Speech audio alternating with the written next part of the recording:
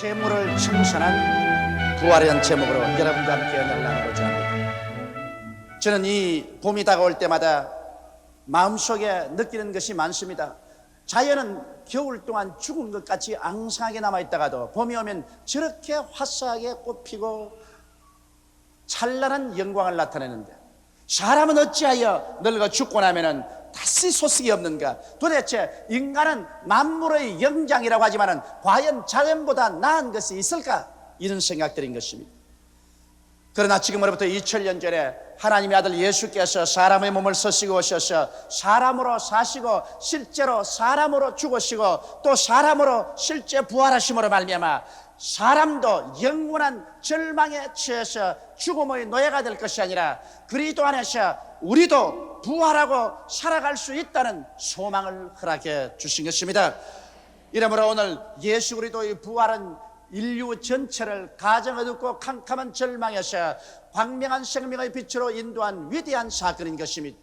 여러분, 세상에 종교가 많지만 다른 여러 종교들은 종교의 의식이나 윤리나 도덕이나 철학이나 이러한 것을 주었지만은 부활에 대한 것을 가르친 것은 우리 주 예수 그리스도밖에 없는 것입니다. 그러므로 오늘 이 시간은 여러분에게 예수 그리스도의 부활에 관해서 더 깊이 있는 내용을 알아보고자 하는 것입니다. 첫째로, 왜 예수님은 부활하지 않으면 안 되냐는 것입니다.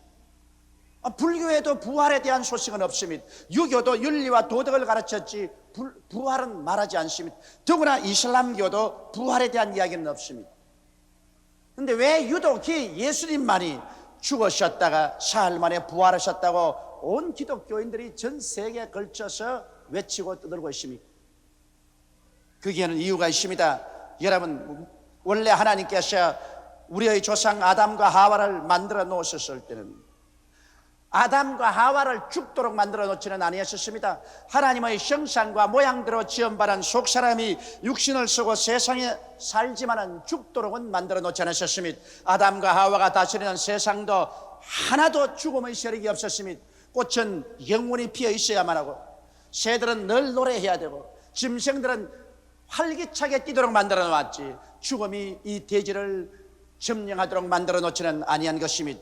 그런데 왜 죽음이 오늘 이 땅에 꽉 들어찼을까요? 이것은 하나님께서 에덴 동산에서 아담과 하와를 살게 하실 때 모든 실과는 다 먹되 선악을 아는 실과는 먹지 마라, 먹는 날에는 너희가 반드시 죽으리라는 하나님의 법도를 정해주신 것입니다. 아담과 하와는 마귀의 꾀임을 받아 이 하나님의 법을 어기고 선악과를 따먹고 하나님의 말씀을 거역하고 하나님의 권위를 짓밟고 하나님의 주권에 대한 도전을 행한 것입니다. 그 결과 아담과 하와는 에덴에서 쫓겨나오고 그 영은 죽고 육신도 흙으로 돌아갈 수밖에 없는 처지에 있게 되고, 그가 점령하고 있는 이 지구는 사망이 통치하게 되었습니다. 새들은 노래하다가 나무가지에 떨어져서 죽고, 짐승들은 뛰놀다가 흙으로 돌아가 버리고, 꽃들은 화사하게 피었으나 얼마 전에 시들어져 버리고 말았습니다. 그때로부터 시작해서 오늘날까지 죽음은 이 인류를 점령하고 이 세계를 다스리고 있는 것입니다. 아무도 이 사망의 세력에서 우리를 해방시켜 줄 수가 없었습니다. 사람들은 종교는 갖다 줄 수 있었습니다. 철학도 갖다 줄 수 있었습니다. 심오한 진리는 말할 수 있었으나 사망의 세력에서 인류를 벗어나게 하지는 못했었습니다.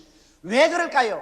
이것은 아담과 하와의 죄의 값으로 사망이 왔기 때문에 이 죄의 채무를 갚지 못하는 이상 죽음에서 놓여날 도리가 없는 것입니다. 그런데 누구든지 우리는 어머니 뱃속에서 이미 태어날 때부터 죄의 채무를 짊어집니다. 콩 심은 데 콩 나고 팥 심은 데 팥 나는 것처럼 아담의 씨를 받은 우리들은 모두 다 아담처럼 이미 뱃속에서부터 죄인으로서 잉태되고 사망의 포로가 되어서 태어나는 것입니다. 이러므로 이 땅에 태어난 사람치고 어떠한 사람도 죄에서 벗어날 사람이 없고 사망의 노예에서 해방될 사람이 없는 것입니다. 성경은 밝히 말씀하시기를 모든 사람이 죄를 범하였으니 하나님의 영광에 이르지 못하리라고 말하셨으며 죄를 지은 영혼은 죽으리라고 말씀하고 있는 것입니다. 이러므로 모든 사람들이 다 죄인이므로 모두 다 죽을 수밖에 없는 것입니다.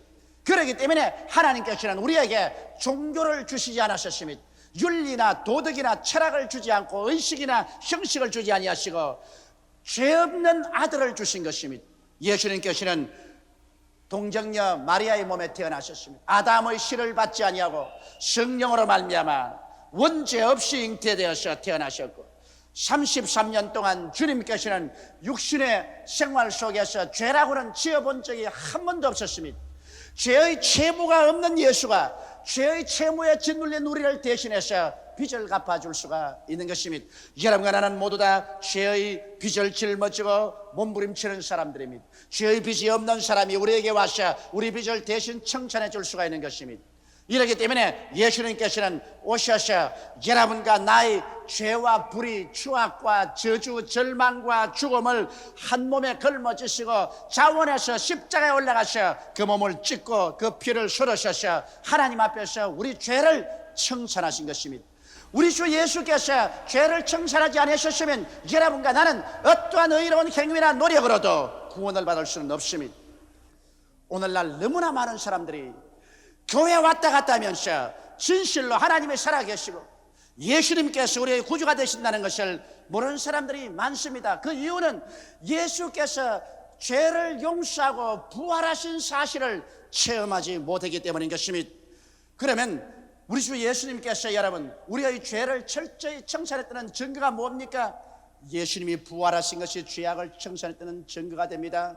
옛날에 이조시대 우리 한국에는 나라 돈 1000장을 먹으면 사형을 당합니다.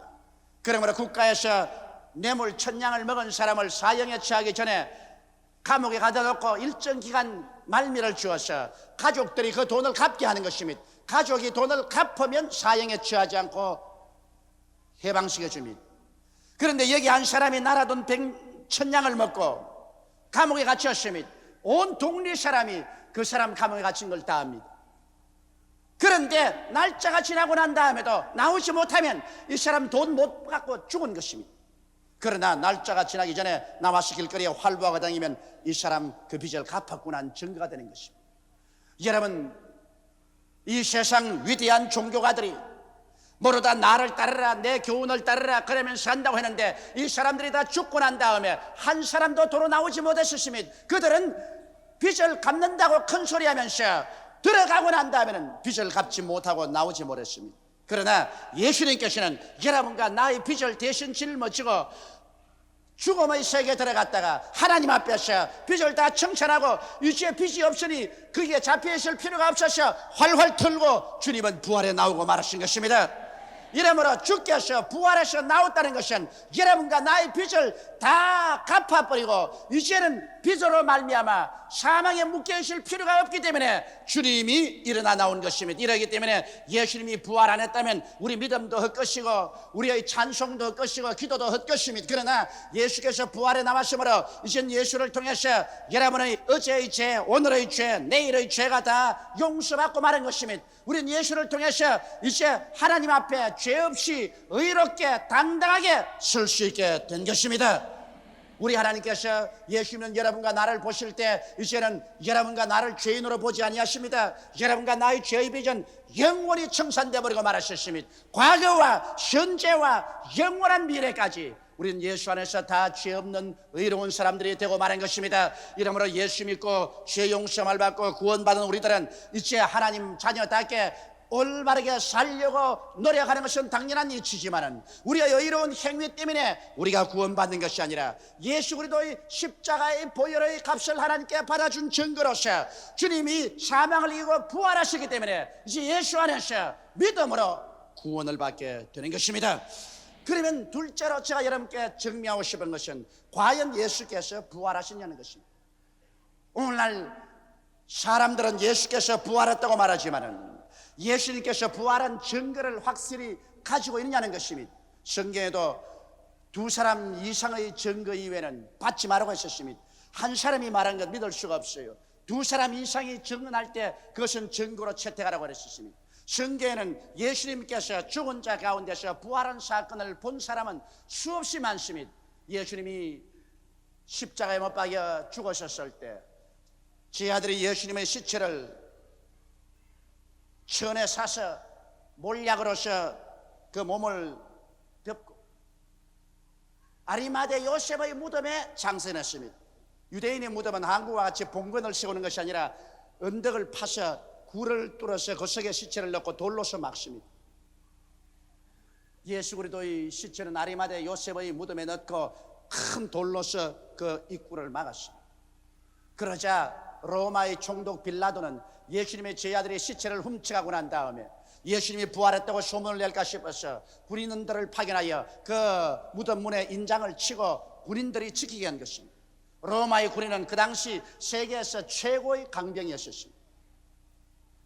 그런데 사흘이 지나고 난 다음에 예수님의 여제자들이 예수님의 시체에다가 향유를 뿌리기 위해서 그들은 아침 일찍이 주일날 일어나서 무덤을 찾아오고 있었습니다. 그러면서 그들 가운데서 서로 의논하고 걱정했습니다. 무덤 앞에 큰 돌로서 막아놓았는데 누가 그 돌을 옮겨줄 수 있을까? 그래서 무덤 근처 가까이 오는데 갑자기 지진이 나서 산이 흔들리기 시작합니다. 여인들이 이리 쓰러지고 저리 쓰러집니다.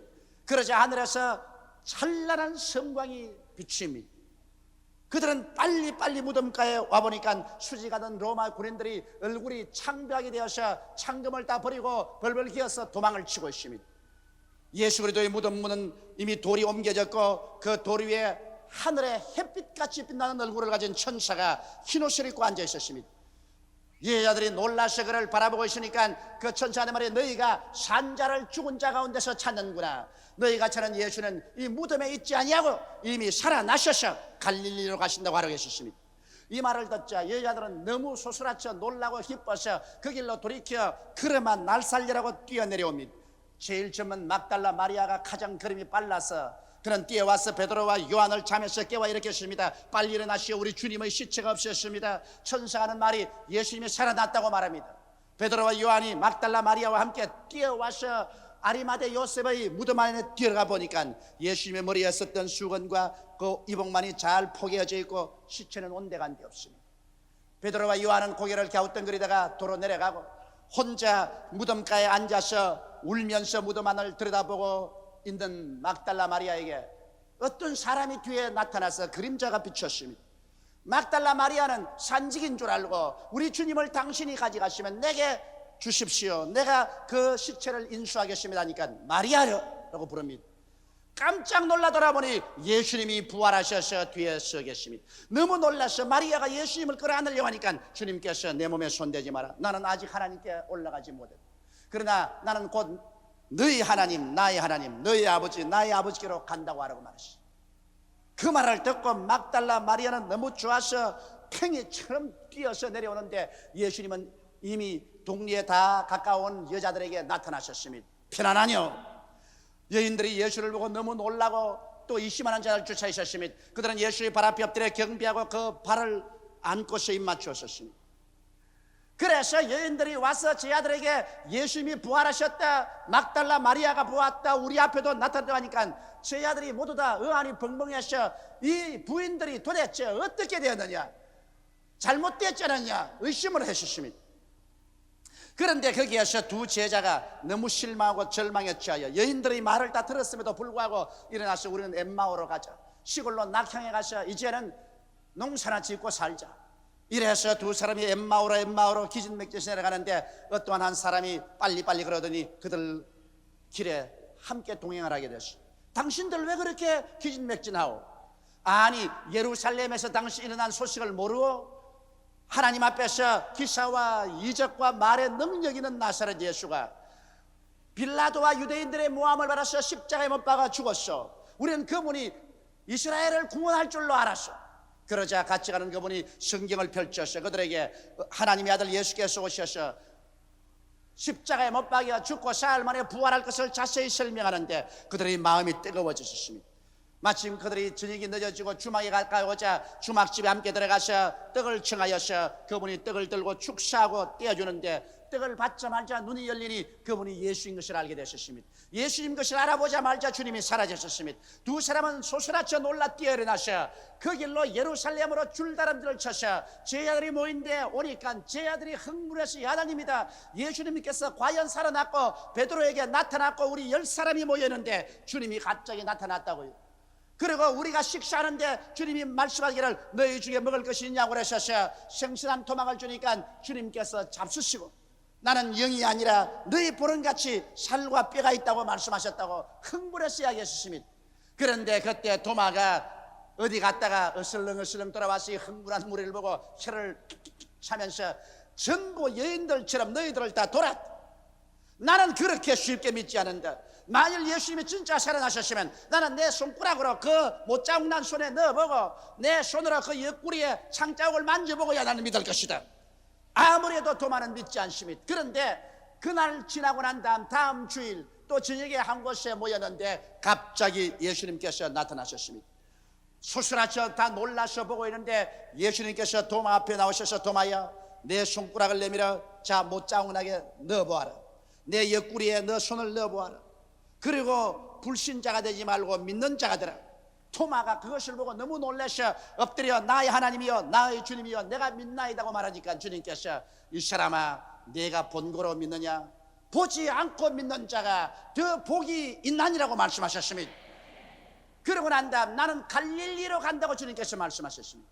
제자들이 갈릴리에 가서 예수님을 기다리고 있는데 언제 나타날지는 모르기 때문에 밤에 그만 배를 타고 그물을 들고 고기를 잡으러 가서 밤새도록 고기를 잡으나 한 마리도 못 잡았었습니다. 새벽녘에 안개가 가득히 끼었는데 예수께서 해변가에서 그들을 부르셨습니다. 너희에게 먹을 것이 있느냐? 없습니다. 우편에 그물을 던져보라.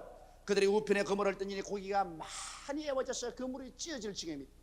그러자 주님인 줄 알고 허겁지겁 배를 지어서 밖에 나오니 주님이 이미 불을 피워놓고 떡도 준비하고 고기도 구워 놓으셨습니다. 그들은 예수님이 준비하신 떡과 고기를 먹고 그리스도의 교훈을 들으셨습니다. 거기에서 예수님께서는 상처 입은 베드로의 마음을 고쳐주셨습니다. 그리고 주님께서는 믿는 모든 사람들이 감람산에 모일 것을 지시하셨습니다. 이래서 예수님께서 부활하신 후 40일 만에 감람산에 그들이 다 모이니까 500여 명이 보는 앞에서 주님께서 손을 들어 그들을 축복하시고 공중으로 올라갑니다. 그들은 올라가는 예수님을 힘껏 바라보고 있었는데 구름이 그를 가리어 사라질 때 그들 가운데 흰옷 입은 두 천사가 서서 말하기를 너희가 하늘로 올라가는 예수를 바라보는구나. 너희 가운데서 하늘로 올리우신 이 주님은 하늘로 올리우심을 본 그대로 다시 오시라고 말씀하셨습니다. 이래서 500여 명이 일시에 예수님이 올라가시는 것을 보고 그 가운데 120명은 내려와서 마가 요한의 다락방에서 열흘 동안 기도하다가 성령을 받게 되고 말한 것입니다. 예수님은 이처럼 살아계셔서 사람들에게 보이시고 바울 선생이 고린도서를 쓸 때는 이 500명 중에서 태반이 살아있다고 말한 것입니다. 교회를 회파하고 스데반을 잡아서 죽이는데 증인으로 서 있었고 다메섹에 가서 시리아에 있는 예수교인들을 잡아와서 벌하려고 하던 이 사울이 시리아에 가다가 갑자기 대낮보다 더 밝은 빛이 하늘에서 비추면서 사울아 사울아 어찌하여 너가 나를 핍박하냐고 하기에 주여 미시니가 하니까 나는 너가 핍박하는 예수라고 말하셨습니다. 이 말에 그는 거꾸러져서 회개하고 역사상 가장 위대한 그리스도의 제자요 사도가 되었습니다. 그가 바로 사도 바울인 것입니다. 이와 같이 그리스도께서는 죽은 자 가운데서 부활하셔서 40여일 동안 수없이 나타나셨습니다. 이러므로 제자들이 의심할래야 의심할 도리가 없었습니다. 이러기 때문에 모두 다 뿔뿔이 헤어졌다가 다 모여서 그리스도의 복음을 전가하는 위대한 사역자들로 변화되고 말한 것입니다. 어떠한 사람들은 말하기를 예수님 시체를 제자들이 훔쳐가서 놓고 부활했다고 소문을 퍼뜨렸다고 말하는데 여러분 세상에서 가장 강군인 로마의 군인들이 기다리는데 그리고 그들이 목숨을 바치고 지키는데 오합지졸인 제자들이 가서 그들과 싸워서 예수의 시체를 훔쳐올 도리도 없거니와 서로 훔쳤다고 할지라도 그 중에 제자들을 수십 명이 죽든지 잡히든지 해야 될 것입니다. 그러나 성경에 보면 오순절날 이후로 12 제자가 그대로 남아있었습니다. 그뿐 아니라 만일 예수님의 제자들이 시체를 훔쳐가서 거짓말로 부활했다고 말했다면 그들이 완전히 거짓말인 줄 알고 있는데 이 사실을 거짓말로서 예수님이 살아나갔다고 증거하고 모두 다 순교를 당할 만한 그러한 일은 있을 수가 없는 것입니다. 자기가 거짓말인 줄 아는데 그 사실을 전하기 위해서 자기 목숨을 바치고 피를 흘릴 사람이 있겠습니까? 이런 여건들을 보아서 예수님의 시체를 제자들이 훔쳐갔다는 말은 거짓말인 것입니다. 그뿐 아니라 여러분, 오늘날 우리가 예수께서 부활하신 것을 확실히 아는 것은 하나님께서 부활의 영 성령을 우리에게 부어주시기 때문인 것입니다. 오순절 날에 베드로가 일어나서 외쳐 말하기를 오늘날 하나님께서 예수를 죽은 자 가운데 살려셔서 오른손으로 높이심에 그가 아버지께로부터 이 성령을 받아서 너희 보고 듣는 이것을 부어주셨다고 말한 것입니다. 바로 성령은 예수께서 부활하셨기 때문에 부활을 증거하기 위해서 하나님이 보내신 영이신 것입니다.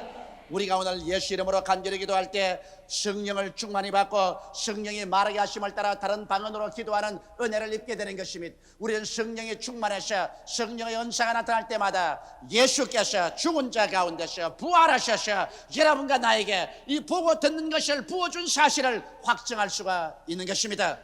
우리가 예수의 부활하심과 살아계심에 대한 확증이 없는 이유는 부활한 예수 그리스도로부터 성령을 받지 않았기 때문인 것입니다.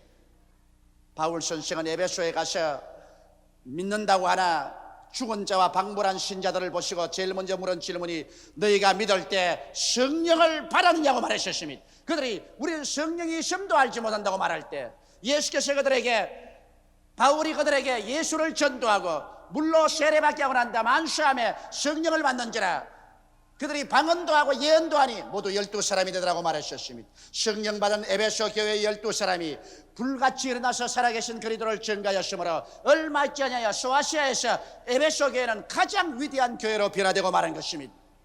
오늘 우리 여의도 순복음교회가 짧은 세월 동안에 세계 최대의 교회가 된 것은 여러분이 성령을 받았기 때문에 그렇게 된 것입니다.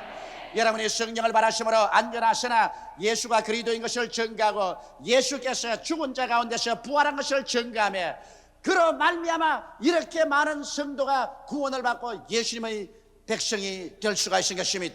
이러므로 오늘날 성령 충만이야말로 가장 부인할 수 없는 그리스도의 부활하신 증거가 되는 것입니다. 셋째로 예수 그리스도의 부활과 우리와 무슨 상관이 있겠습니까? 그 관계성이 무엇입니까?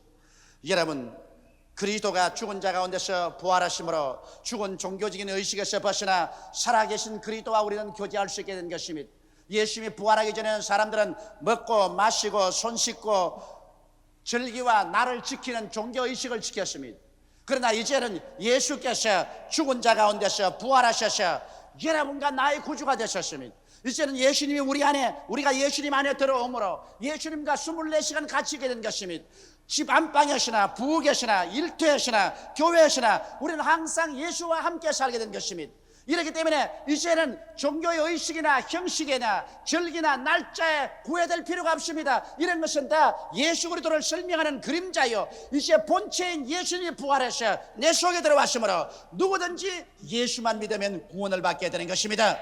이제 누구든지 예수 그리스도를 믿으면 주님께서 우리 위해서 몸짓고 피 흘려서 죄를 청산해 주셨기 때문에 주님이 반드시 그 사람이 죄 사함을 받도록 아버지 앞에서 기도를 해 주시는 것입니다.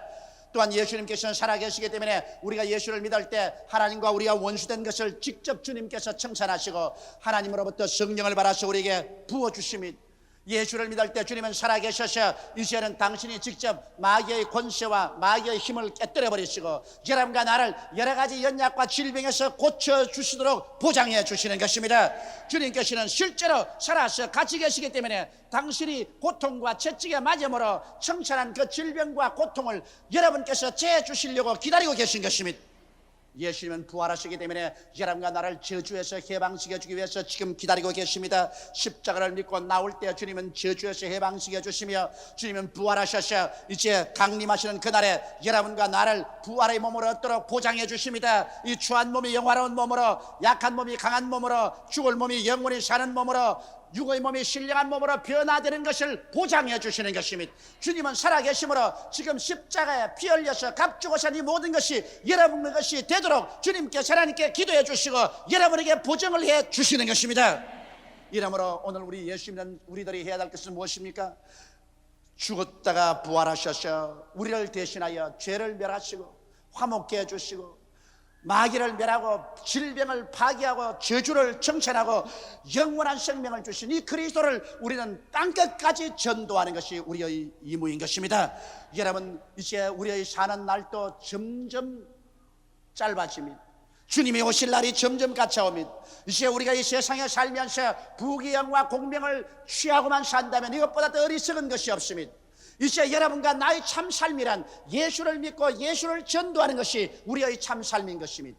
때를 얻든지 못 얻든지 우리는 전력을 기울여 예수 믿고 구원받고 주님 강림하실 날을 기다리라고 외치는 것이 우리의 본분인 것입니다. 이 일을 위해서 여러분과 내가 부름을 받으셨습니다. 이 일을 위해서 우리 조국도 부름을 받으셨습니다. 이러므로 우리는 마음을 다하고 뜻을 다하고 정성을 다하고 힘을 다 기울여서 예수 그리스도를 믿고 예수를 전도해서 멸망할 세상에서 불타는 세계로 떨어져 갈 사람들을 구원하는 여러분 되시기를 주의 이름으로 축원합니다. 며칠 후 주님께서 강림하실 것이요 우리는 다 그 앞에 영광스럽게 모이게 될 것입니다.